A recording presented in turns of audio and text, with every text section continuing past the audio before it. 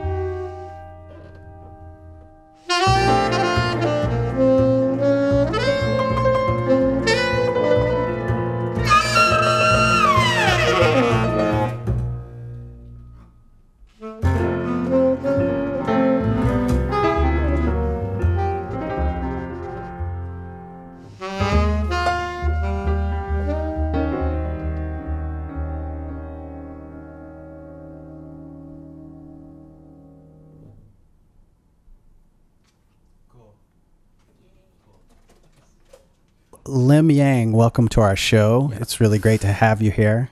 I saw you the other night at Bar BAYEUX playing the Zodiac Suite by Mary Lou Williams, which I was astonished that music was created in 1945. I mean, this is the same time Charlie Parker was breaking out. So it seems so forward in time, and like it could come out now and still be modern. What inspired you to do that project? Music is a huge part of it, of course. You know, when I first time listened to it, I was just like, I was like so like amazed by it. And I really, really loved it. Like I listened so many times, you know, like hundreds times, and then I was secretly fantasizing playing this music. So I grew up with reading the history of jazz, and it was a 7-page in an Encyclopedia Britannica, and there was Charlie Parker mentioned, and Thelonious Monk, and Sonny Rollins, John Coltrane, and Bud Powell, but it didn't mention Mary Lou Williams. Who is Mary Lou Williams, and why should people know more about her? Yeah, that's the sad part of history, that she was a woman, and one of the very like pioneering musician, like, you know, but like she was, I mean, everybody I mentioned was her student. Yes. Yeah, she was a mentor of like Thelonious Monk. Like I've read in a book that he used to go see her and like for advices and lessons, and then she would like, yeah, do this and do that, and she was a composer for her husband. Right. Yeah, husband's big band. So she wrote like all the music, and she was managing them. So she did all the work, but like, you know, her husband was famous, but she was not. So she didn't get the credit for the work she was doing. Yeah. So I guess that's a sad part of history, that that she never, you know, her name never really got big. Yeah, when you read those names of people who used to come study from her, and they had these kind of group things sometimes, that's kind of the history of sort of the modern part of jazz, the part that left from dance clubs, swing dancing, to, you know, being, I don't believe this way, but an art music, you know, sitting in a club and watching it instead of like, it's there for us to dance to. So it's like, I don't know, it's kind of sort of helped invent jazz in a way, you know, and I am ashamed at how I didn't know enough about her until I was in my 30s. I mean, I'm an old man, so that's, you know, it was a long time ago, but still, I mean, I was well into this endeavor before I heard that. And then I was like, oh, okay, I'll check it out. But nobody was like, oh, no. If you haven't heard Miles Davis, then you're not really digging the history of jazz. He changed so many things along the way. Nobody said that to me about her. And I was in school formally studying the history of jazz. That's remarkable to me. Same with me. Likewise. She's like absolutely cutting edge. Right. Yeah, and it's really not in any of the college curriculum. Right. And then she worked for also Duke Ellington and stuff. She like, you know, wrote like music for his big band too. Like, so people like commission her. Like I read it. Yeah. So she like wrote a lot of music, but I don't know if it was all credited. You know, probably there's back in the days like she wrote music, but she never got credit. Right. I was doing some research before this. I read a little article that was trying to pin it on the fact that she became religious later in life and wasn't really trying to hustle gigs and stuff as much. And I'm like, no, that's not why. The reason is very simple. Men were taking credit for her innovations, you know. And the Zodiac Suite, tell us really quickly about what that is. So she wrote 12 like pieces of music according to each zodiac sign. And I read, she would like how she composes music, or she would like think of her close friend, you know, of that really like particular sign that has really distinctive like personality, and then that's how she approached. She just kind of in a very abstract way. Like, okay, this is how Aries people feel like, oh, that's my friend Harry, all right, and then like she would like write song for Harry or something like this, you know. Right. And the history of jazz I was taught was that Duke Ellington is the person who took like classical and jazz and made these serious pieces and really pioneered all that. But 1945? Yeah, she sounds like she's been listening to Stravinsky or something. Yeah. It's like incredible, right? Yeah, and yeah, it's just 12 songs are like, it's all like so unique and super modern and But really accessible too, like fun to listen to. yeah, absolutely. And some parts are really catchy, and it really has a little bit of everything. It's incredible songwriting.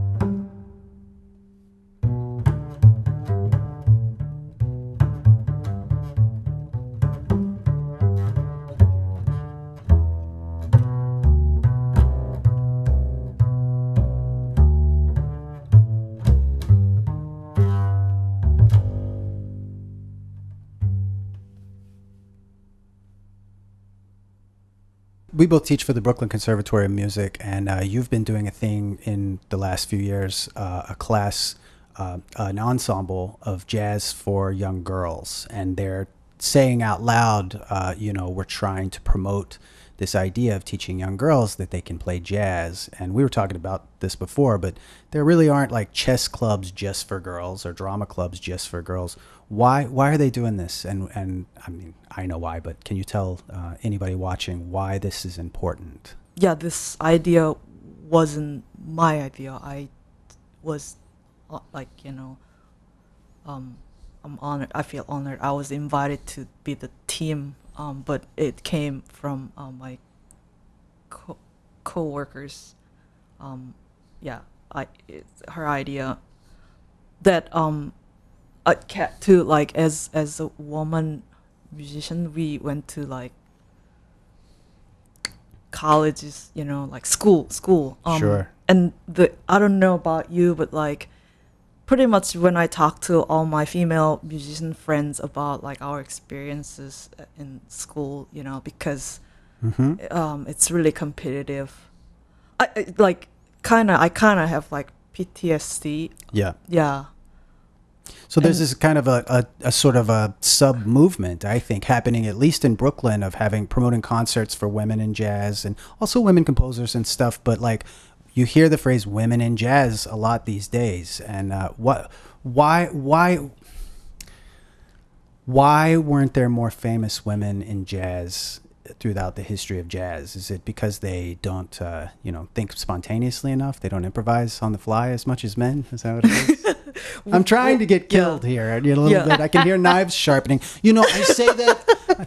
Thank you for laughing. I say that as a joke, but when I was in college in the late 90s, I actually heard people, not me, but I heard people say things like, "Oh yeah, she sounds great. You know, she's a great drummer for a girl." And it's like, Jeez. wow, this was kind of accepted to say. I think it was worse in the States. Lim, where'd you go to school? US or? Yeah, Berkeley. Yeah. Oh, oops, yeah. Right. Yeah, I think it was pretty bad here. I think it was. I'm from sort Canada. I think not like it was super easy. There was 4 instrumental women in my college year, and we banded together, and it didn't really occur to me that was wrong. That we were far less than 50% of the group of our first year of college. Anyway. Yeah. Weird. Yeah.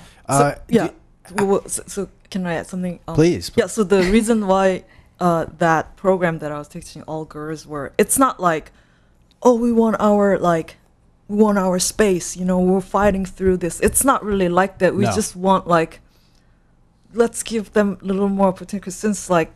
Yeah, it's very positive. It's not a negative feeling at all. It's like, I just more chance to see it more, and then they will feel less like we have felt. You know, it's like about being comfortable too. Like earlier we were talking. It reminds me a little bit of when there's fitness club for women only. I think that's a really good thing because some women don't feel comfortable being around a lot of that male energy for their own personal reasons. Right. So, well, I think jazz has been sort of traditionally a boys' club, and of course there's phenomenal women in jazz, but like it's a slice as compared to all the men who are doing this. So like to provide these girls, and some of them in your class were I started them off on the saxophone in Park Slope. Yeah, I can't mention them, but there's one in particular that's so adorable, and she loved it so much, and she loved this ensemble that she was playing in. So I think it's just to like say like, no, it's not a boys' club. You know, you can do this. How do you think the women in jazz thing is going? Do you think it's helping to have all these concerts and grants that are just for women in jazz or composers or whatnot? Do you think it's helping? Fix the problem right now, you know? I mean, I think that there's been some progress. That's all I'm getting at. Yeah. You know? I think like we were talking earlier again, like, so we chatted about this before you were coming because I was like, oh, this women in jazz thing is so annoying. It's necessary. Yeah. And it's happening right now because it's necessary. And I hope that one day in my lifetime it won't be anymore. Great. Well put. That's so much better than anything I could say. And I'm nervous to talk about this at all, so we're going to move on. Yeah. So terrified. I get to edit it, so that's good. You moved to Brooklyn from somewhere else. You came from Korea, right? Yeah. And actually, you moved to Boston first, right? Yes, that's right. What's your experience been here, both personally and in the music scene? What's it been like? Yeah, so this year is my 10th year of New York City. Oh, I didn't you're know a real New Yorker. Oh, yeah, that's what people say. If you make it. Well, if you stayed in COVID, you definitely get a stamp on your on your New York passport. Oh, that's true. I never left during COVID. You know. And a lot of like international musicians that I know, they have left and then they moved back to their city and stuff. but I stayed put. I don't know. And then people told me that, wow, you're like you have such a strong like passion for being New Yorker and like musician, and I was like, I wasn't really. That wasn't my intention. I'm just too lazy to relocate. Or when I think of relocate, well, it's hard when you dig into a scene. Like the first 2-3 years you're here, it's really, I mean, maybe a little bit better for a bassist, but it's really hard to meet enough people and hustle enough gigs and find out what's going on. Like starting over is really complicated, and the older you get, I think it's harder to start over. Exactly. I think I'm like, I can't. I'm too lazy, too old. So I can't move anywhere. Good. Don't move. That's good. We want you here. Yeah. So it's, I mean, yes, if someone think it as a passion, yeah, I'll be like, yeah, sure, you know, but it's actually. What about the music scene as compared to Boston or Korea or other places that you've seen? Yeah, like everyone says, New York is like magical. Yeah. I find it so inspiring, and there are so many great musicians, great people. Unbelievable. Yeah, I feel happy just to be around. Yeah. Did you find it easy to find sort of like your people, your crew that you gel with on a musical level when you first came here? Oh wow, that's a really good question. I think it took me a while, actually. Yeah, It took me a the while, Berkeley too. crew sort of has already sort of like a home base here, I think. I feel like you guys tend to come out and hire each other more and support each other more than like I went to Cal Arts and there's like a few of us here, and we all do our own thing. Like it's not. Yeah, it's kind of like the Vancouver, like the Canadian people band together. Oh, that's also, right, yeah. there's just, I don't know, there's like a little bit of a kinship. My Cal Arts guys, we hang together all the time. But Yeah. They got their own projects, and I do. Yeah. And we use each other, but I don't know, the Berkeley cats and the NEC cats, they tend to really sort of be almost like a sub-scene here in New York. That's It true. feels like to me, as an outsider. That's true, but I don't think I was really the Berkeley hang, like, or at least nobody called The me. poster Sure. girl of Berkeley, yeah. Sure. Nobody really called me for anything, so I Yeah. was just kind of hanging out by myself. And then I don't know, like the friends that I play mostly with or hang out mostly with nowadays are not really Berkeley friends. Like it's just funny when I see that. Did think you of that. play Yeah. any of the late night jams, or kind of not doing that?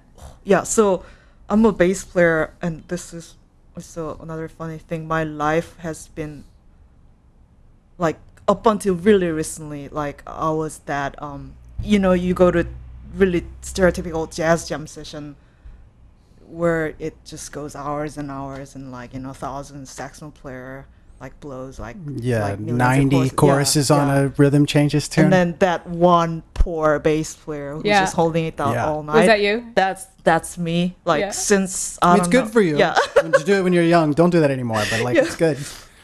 Even when I was in Korea, like I was a host bass player at this one existing jam session for years, and then when I moved to Boston, I was doing that at this place called Wallace Jazz Cafe. Every Sunday, I was the bass player for 2-3 years, and then when I moved to New York, I was doing that at Cleopatra's Needle with Jazz Systems. Oh, you did the Cleo's Needle gig. Wow. And then BLRS for like 3-4 years, 5 years. So I was doing that like altogether probably like 10 years of a jam session bass player. And Did you Wow. get jaded?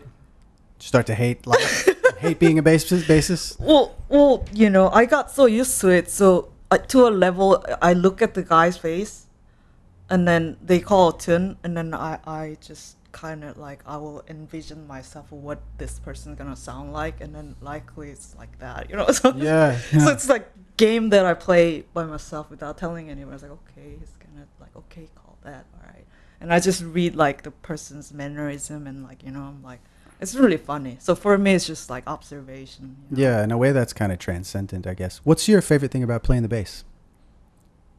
Why do you love the bass? Is it just the sound? Is it just it's cool, the roll?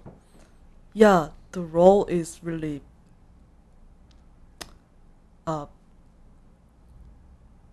powerful. Yeah. You may say. But it's also really relative. It's only powerful to people who knows it's powerful. Yeah. Yeah.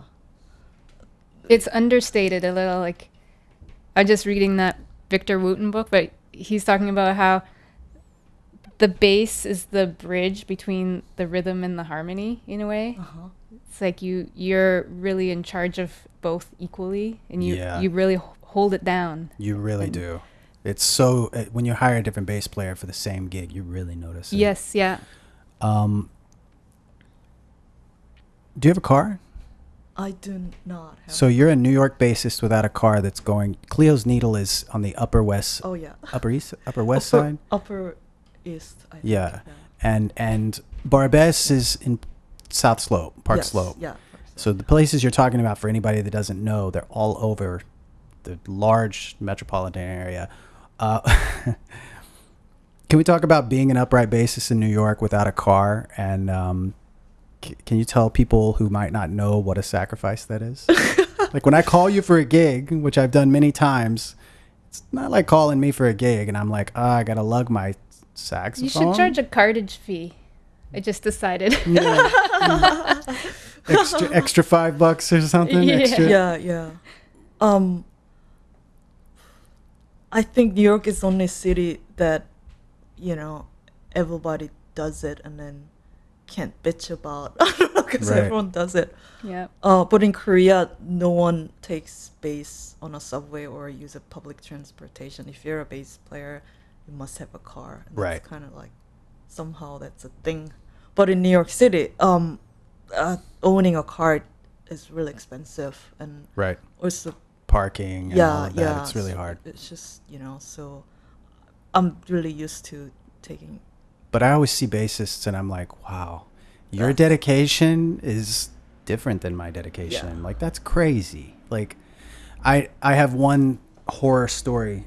Scott Kohlberg, our friend who we're playing with tomorrow, by the way, he years ago, a decade ago, maybe 12 years ago, he was on, I think it was Times Square, and he was coming down the escalator. He had his bass, and it was, when bassists walk with their bass, the neck goes around their shoulder. Yeah. And he was coming down, he was talking to somebody above him, and there was a ceiling coming down, and it caught the neck, and it just shredded the bass into a million pieces.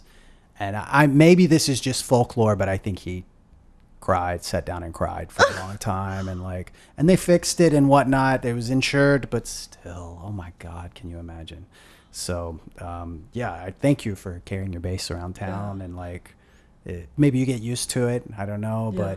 but But I mean, it's still never one side of your body easy. has a lot more muscles or something like that. I have no Probably, idea, yeah. but I can't imagine. Yeah.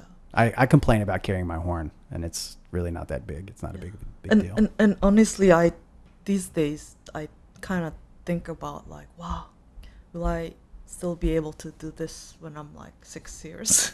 Mm-hmm. It's like, whoa, like I don't know. Like, Well, we'll have new medications for that by that time, hopefully. yeah. Do you remember when you first decided to be I hate this word, I hate this phrase, professional musician, to be a lifer? This is what I'm doing, not just like I play on the weekends or whatever. Do you remember any kind of moment where you were like, yeah, I want to do this? Light bulb, lightning strike, epiphany, or was it just slowly or did you just realize one day that I am doing this? And how did that happen? I always admire musicians and music, or and fantasize about becoming one of them, but I was never confident enough to even say it aloud, even to myself. Wow. But that's the only thing I cared about when I was a kid, Yeah. Yeah. And I wasn't really paying any attention to anything else. So the doors for other careers just weren't really. Yeah. You didn't see them. Yeah. That's beautiful. Yeah, but I was so not confident enough to even tell my parents, But then finally, It's a hard reveal. It's hard coming out of that closet. Exactly, yeah. And then kind of years of fighting because they disagreed, Oh yeah, you had to fight for it with your folks. Yeah, and they were like, yeah, it's you're not talented, Oh my God. Sorry. So I don't know. So it was years of fighting that, and then I finally, they gave up. So I was like, Yeah. Okay. Yes, okay, you do whatever you want, and then that's why I, okay, I'm gonna go to college for music, And then, so I went to college for music. And then after that, okay, I came this far. And then after that, I never really thought of doing anything else. So it just kind of Yeah. became Right. natural. Well, you got called for those sessions, and Yeah. you know your calendar's full. Yeah. Like, what's to think about? Yeah. Do either of you know anyone? I can't think of anyone who started playing music as an adult, not a child, and then ended up being a lifer, like a professional. Can you think of anybody? Well, I do know somebody, though he's still young, so I can only assume he's going to be a lifer. Arndt Arntzen. I'm sorry. His name is Arndt. What did you call me? Arntzen. I love this guy to death. And this is totally off topic for the podcast, but you did ask the question. There's and no it topic. is There's really, no topic for the podcast. Well, the topic is Lim. It is, but But it is a really interesting thing because his entire family is really, they're amazing musicians. Like his brother, his dad, his mom, his grandfather, his uncle, and probably more that I haven't met. And everyone's like, when are you going to finally pick an instrument and play something? He's like, no, I don't do that. And then one day he like picked up the banjo and now and guitar. Now he's like one of the best. And then he moved to New York and he's playing. It's like, what the more heck? than his family.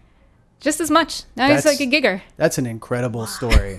I can't think of anybody, and if I could, it's probably one person who started playing music as an adult and became a professional. I guess what I'm getting at is, do you have to be a kid to dream like that? Yeah. To be that Yeah. unrealistic and say, I'm just going to go for it without any idea of what's going to happen. You know what I mean? Would Well, an in the adult case of- ever think like, yeah, that makes sense? I don't know. I feel like in the case of my friend Arndt, that he saw people close to him being successful. Sure. That's So- a musical family's. Yeah, it's Sure, different. it It's is. different. I can't think of anybody that had, I don't know, maybe a different sort of career where they were doing very well and they were like, no, I'm going to be a musician now. But what we do is like so serious, and it's also really childlike a lot of the times. So I was watching Yeah. you play the other night with the Zodiac Suite, and it's like it's so serious, and you're taking everything so seriously, but it's also like kind of screwing around a little bit. You know, you have to be sort of like whimsical in order to make it happen. If it's only serious, it doesn't really work. So I think there has to be some kind of child-like fusion into that. You know? Yeah, that's the whole thing. That's my thing. Like, Yeah, that's your thing. Yeah, I'm never about being serious. Like, I'm never. I just want to have fun, and when something funny happens, that's the best. You know? Yeah, I think you play with a lot of risk for a bassist. I don't think you're one of those like play it safe, roots and fifths, on the beat kind of people. I was watching the other night, and you do some things, it's like too quiet to hear and like way too loud to hear, and you use a lot of space, which bassists never do, and I love that so much. What does it feel like? Is it like skydiving? Is it like Olympic diving? Like, what do you feel exhilarated, like, oh, I'm taking a risk, or is it just normal now to be like that? Wow, I never thought I was. You are. thought As it was compared the to a same lot of way. bass players who are playing jazz that are 1 2 3 4 1 2 Yeah, but don't plant it in her mind. yeah, Let yeah, I her don't do wanna it. ruin it, you know. Yeah, exactly. Wow, I never really thought I was doing that. I was just, I'm only focusing on basically what I have here, like just to transform that into playing, Yeah. you know? Well, you don't play with other bass players. I play with other bass players on every gig, so I Yeah. notice the difference. It's a risk, I think. I think any improvisation is a risk, but I was listening to you the other night, and I was like, where does this confidence come from? Is it just you never thought of it? Did I just ruin it? Wow, I never really think too much about how I play. I Yeah, think that's a Great. perfect, I think that's a perfect answer. Oh, wow. You're Yeah. just being. What about space? What about playing with space? Like when you're solo, especially, I hear you play a statement and then leave a lot of space. And it seems like everybody in New York's trying to fill every beat, every measure, all of that. Is that something you thought about, or? Okay. Yes, that's definitely intentional. I like using space, but that also goes for conversation too. Mm. I'm very, very sensitive to people who talk a lot. Yeah. Although, it doesn't mean I that. apologize. No, it's cool, you know. As long as it's really, you know, there's something going on, Oh, yeah, you know. a flow. But a lot of times, you know, some people are talking so much, but not only talking, but like really insensitive of like the flow of conversation or dynamic, you know, if like the It other reminds person's me of the listening. jam sessions we were talking about. Exactly. So Sickening. exactly. So I want to find like how there's a real thing going on, even though one is talking, one is not. We're both talking, you know. So I love a space, you know. Mm-hmm. So the solo form is from 17 to 37. That's one solo, Okay. solo number 1. Sure. Yeah. And then when we're done, Why don't you take that one then? Sure. Maybe. Yeah. Okay. I'll And take then that at one. 45 we group solo. Yeah. 45, 46. Okay. So.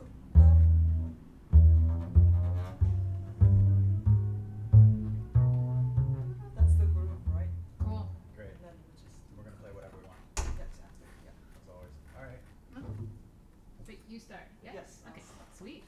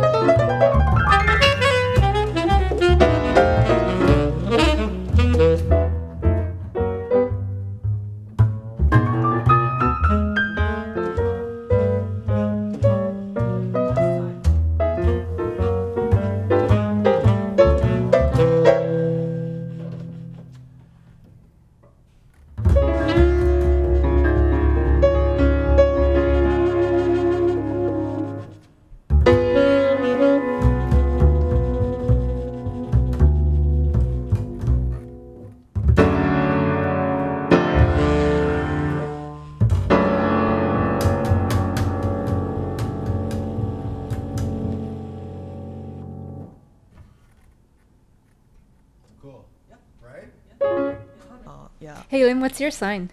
Oh, Pisces. Oh, just Yeah. because we were talking about the zodiac suite, and then I'm always making fun of Ocean for being a Leo. So now it's just like, what's Lim's sign? What's your Pisces. sign? Virgo.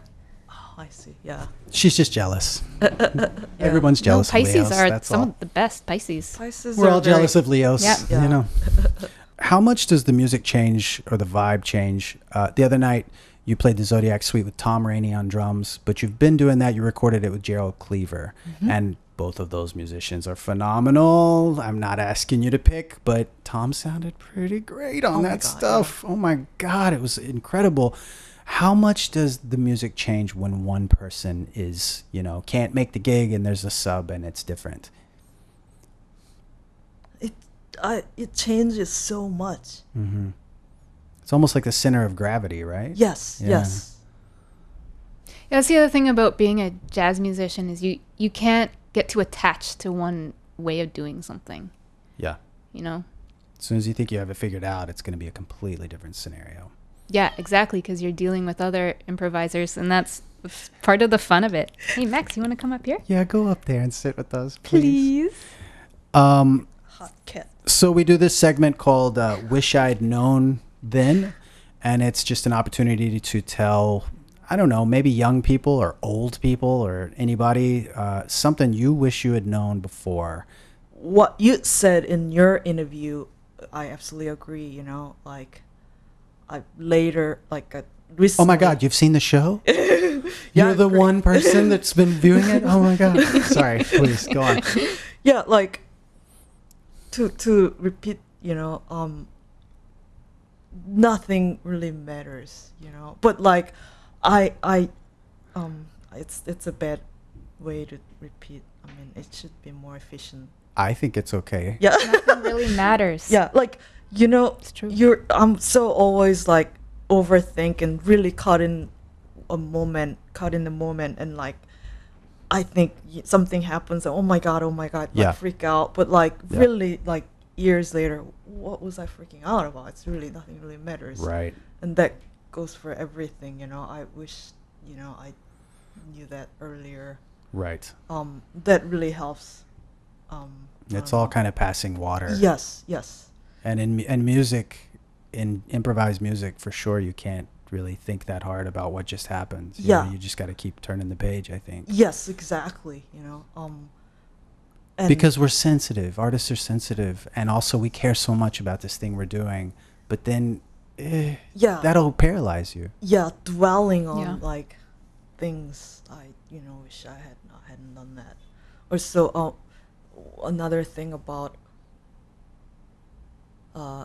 that topic, I wish I started boxing when I was in 20s, you know, because I started in 30s, and you know, there's an age limit to join the, you know, fight. Actually, you know, like Are you doing this competitively? I can't because there's an age limit, like I said, you know. Hmm. So Oh. and you know, if Huh. it's really really physical exercise. You feel your limit, like, you know, Yeah. like wow, like I can't, like, even though I'm like, yeah, I feel like I'm the strongest and like healthiest I have ever been in my Yeah. life. Even like 10 years ago I wasn't this healthy, but still, like I feel like I'm not as like my body isn't as like good as like when I was in 20s or something. Okay, well, Yeah. don't Well, you- worry, that goes away. The older you get, that it just I'm gets surprised worse. they don't have just age categories. Yeah. Fight people your own age. Yeah. I think there's Weird. a like silver cup or something. Oh, so you have to be past a certain age or under a certain age. Yeah, exactly. Well, that's yeah. bullshit. I know. No. But I just wish, like, you know, I discover boxing really early, you know, so that I can really really go for it. Yeah, find what you love. Yeah. Yeah.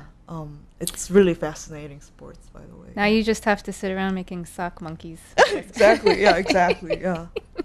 So a couple years ago, we were playing a jazz gig, you and I said something about fashion, and I said, "Lim, you're like always kind of like Yeah.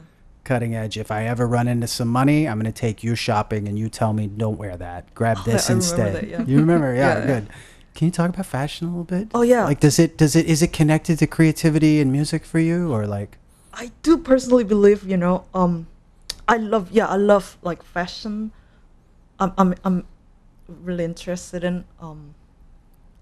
I see it as this. It's like I see people's personality from the way they wear, and then I'm not really about like at all. I'm not about wearing like nice, expensive stuff. Like you name know? brands and trends and all of that, right? Yeah, You seem to have your own thing going. But Yeah. it really works. So wow. and it's always different too. And I'm like, okay, I think this is part of our art. So I wanted to ask about it. Yeah. Is that Yeah. okay? Yes. Yeah, Yes. okay. Oh my god, so friendly. Yeah. Anything coming up you want to promote besides the Zodiac Suite? You guys have an album coming out, right? Yes. So I made a cover album of the Mary Lou Williams, 1945, the Zodiac Suite. The album is coming out hopefully next year or at the end of this year. Sure. Yeah. Great. Can't wait to hear it. Thank you so much for being on the show. Yeah, It's a real pleasure. Let's play some music. Sure. Yeah.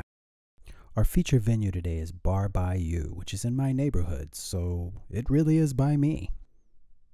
Bar BAYEUX is a relatively new venue that features a lot of local creative musicians ranging from mega famous to unknown up-and-comers. The bar has this cool David Lynch type red curtain vibe, and they really do make it about the music here. It's another of those joints where musicians go to hear music. It's easy to get to, and they have a gorgeous backyard area. So come to Bar BAYEUX and support a venue that is set up to support musicians.